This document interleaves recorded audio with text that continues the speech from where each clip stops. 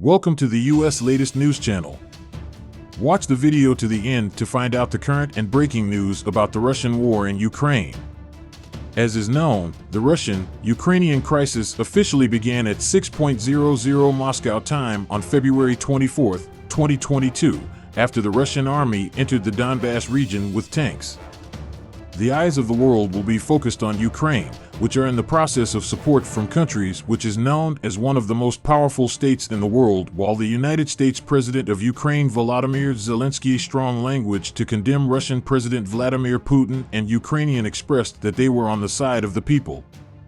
This radical attitude of the United States also infuriated the Russian proxies quite a lot. The Russian spokespeople could not accept that the United States was taking such a radical position and siding with Ukraine. On the other hand, they stated that the involvement of the United States on the side of Ukraine has led to a rather big crisis for Russia. But the United States, Ukraine, Russia's definitely a step back since the voltage is not a stable posture is also extremely clear and exhibiting the Ukrainian army and the Russian army in the military sense and economic sense to break the defenses of packages to send additional aid is being prepared. Very important developments continue to take place in the Russia-Ukraine crisis. Now the scale of the war has become more aggravated. The Russian army, which has been leaving no stone unturned on the streets of Ukraine in recent times with high-precision weapons and missiles, is causing electrical problems. As the winter season approaches, quite difficult periods await the Ukrainian people. In line with the warnings from Ukraine, the Ukrainian people have fully charged their electronic devices. The Russian army has seriously damaged the Ukrainian electricity structure, and if this goes on, they will face the Ukrainian people on very difficult winter days, and the restriction of electricity in Ukraine will be activated for the first time during the war, he said. The Ukrainian crisis has also confused Russia a lot. The Russian people do not think it is absolutely right for Russian President Vladimir Putin to declare war on Ukraine. In addition, Russian President Vladimir Putin recently announced that he had decided to declare mobilization. But many Russians do not want to declare war against Ukraine and participate in mobilization.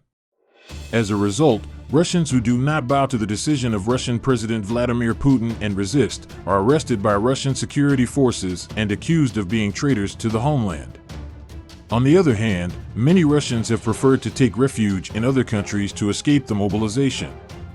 According to other information received, Russian men of military age, who are worried about the complete closure of the borders, did not obey Putin's order and were seen in front of cameras in Istanbul. However, the biggest fear of Russian men fleeing mobilization is to be captured and killed by the Russian army.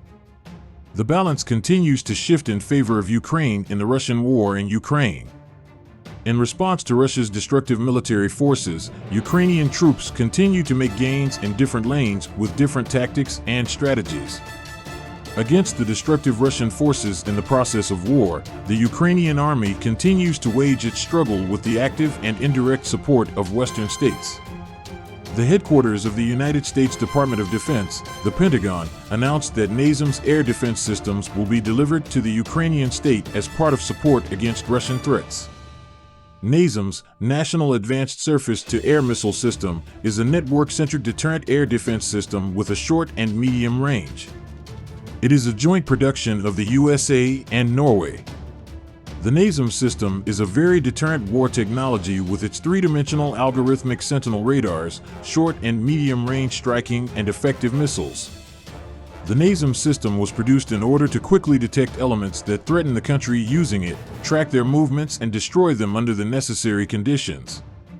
Thanks to the advanced radar tools it has, this system is able to detect and track more than one attacking target at the same time and take destruction action. Featuring a modular structural design, the NASAMS system is designed to maximize the effectiveness of expert users controlling the system for task-oriented organizations. Thanks to this modular structure, the system can be easily adapted to different tasks. This provides a great mobility opportunity. Especially in such a wide geography as Ukraine, the effectiveness of modular multifunctional weapons systems has been observed throughout the war. The dual-use AMRAAM missiles included in the NASAMS systems are high-impact military equipment and offer cost advantages as well as operational advantages. NASAMS air defense systems can easily target and destroy airplanes, helicopters, cruise missiles, and unmanned aerial vehicles. After the recent Russian attack, it seems that this system can easily compensate for Ukraine's weakness in this regard. In the process of the Ukrainian-Russian war, which is approaching 8 months, both sides are trying to defeat the enemy with different technological solutions.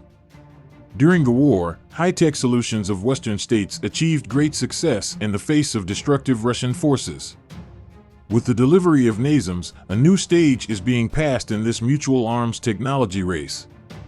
The purchase of NASAMS missile systems by Ukraine is considered as a step that will change the balances in the Russian-Ukrainian war. With this system, the armed forces of Ukraine will be able to more effectively defend against Russian aircraft, unmanned aerial vehicles, helicopters, and cruise missiles.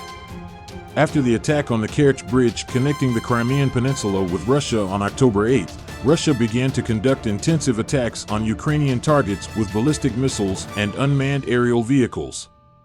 These devastating attacks, which began on October 10th, showed the whole world the lack of air defense systems of the Ukrainian army. Military experts believe that the Kerch attack, which is considered a civilian terrorist act by Russia, is considered a cause of war by Russia, but it does not play much role in conducting destructive missile attacks on civilian places. Experts say that these attacks have been planned before. There is no doubt that Russian President Vladimir Putin did. This is a terrorist act aimed at damaging a civilian infrastructure body. The rhetoric raises concerns that in the future process of the war, Russian technological weapons will be used on Ukrainian territory without regard for the target. Ukraine, which has come under heavy attack with hundreds of drones, UAVs, and seismic missile systems in recent weeks, has lost dozens of civilians and the functionality of the country's infrastructure, especially the electrical system, in the process. These events have accelerated the shipment of more advanced weapons systems to Ukraine by Western allies, especially the United States.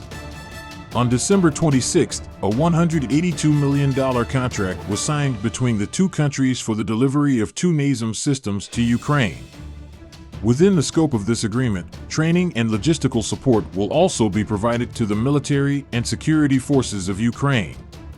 Pentagon Undersecretary of Defense for Acquisition and Sustainment William A. NASAMS is the latest in a variety of air defense capabilities that we are offering to Ukraine, LaPlante said. These are proven systems that will make a real difference on the battlefield, he said.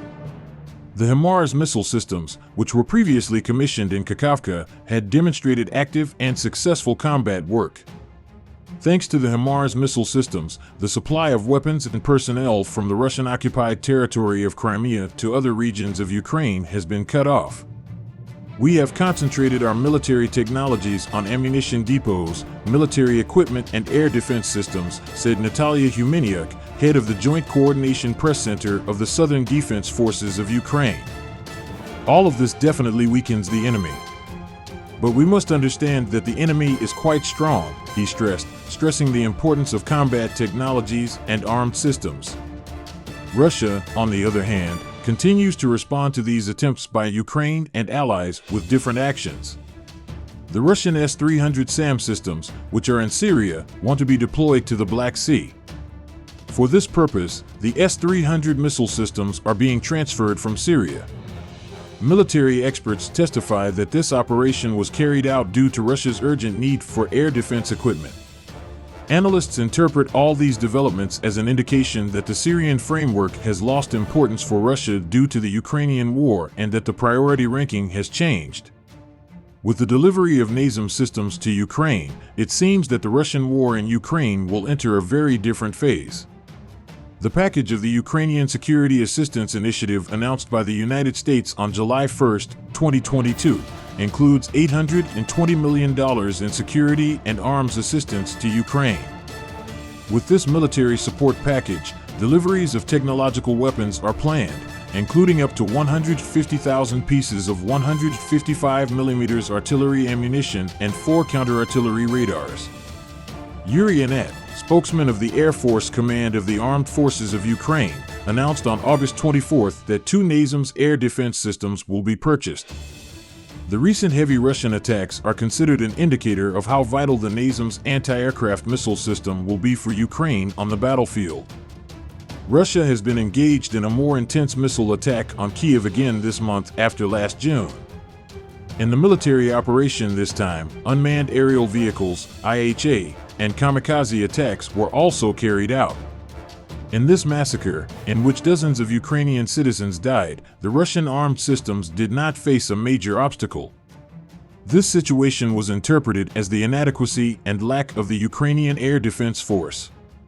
The decapitated attacks on Kyiv and other cities were carried out a few hours before a meeting between Russian President Vladimir Putin and the Security Council. The city of Kyiv has not experienced anything like this for months. People had stopped paying attention to the air raid sirens because of what happened this morning. A very, very different reality has now become the norm of life, said Al Jazeera correspondent Rory Chalens. Ukrainian Prime Minister Denis Shmyhal said that after the Russian attacks, 11 infrastructure facilities were damaged in 8 regions of the country, including the capital Kyiv. Zelenskiy, on the other hand, interpreted these attacks, carried out without regard to the target, as Russia's attempt to wipe off the face of the earth of his country. The commander-in-chief of the armed forces of Ukraine, General Valery Zelenskyy, stressed the magnitude of the attack, saying that 75 missiles were launched in the attack. U.S. officials have said that Ukraine will be supported in all areas during and after the war. They emphasized that arming and training activities will increase rapidly within the scope of this support. The Ukrainian economy, on the other hand, is facing the heavy burden of the war. The country shrank by an estimated 30% in the first 3 quarters of 2022 compared to the same period in 2021. Please don't forget to subscribe to the channel and like the video to be informed of the developments at the speed of light.